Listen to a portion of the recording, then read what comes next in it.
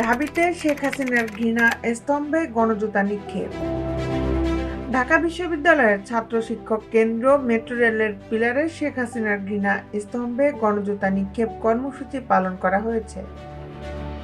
সোমবার দুপুরে ঢাকা বিশ্ববিদ্যালয়ের সব ক্রিয়াশীল ছাত্র সংগঠনগুলোর আয়োজনে এই কর্মসূচি পালন করা হয়। বিশ্ববিদ্যালয়ের বিভিন্ন সংগঠনের নেতাকর্মীরা এ সময় শেখ হাসিনার ঘৃণা স্তম্ভে গণজোতা নিক্ষেপ করেন।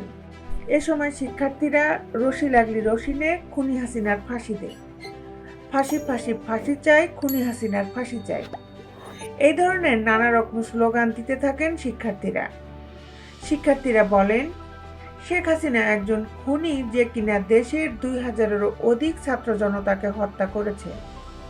আমরা চাই হাসিনার রাজনীতি আজীবন নিষিদ্ধ করা হোক, তাকে দ্রুত সময়ের মধ্যে দেশে এনে ফাঁসির কাস্টে ঝোলানো হোক।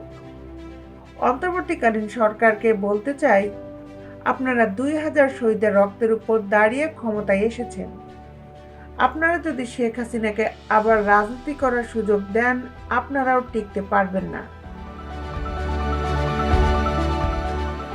দেশ বিদেশের আপডেট নিউজ পেতে আমাদের সাথেই থাকুন। Justice television, Dhaka.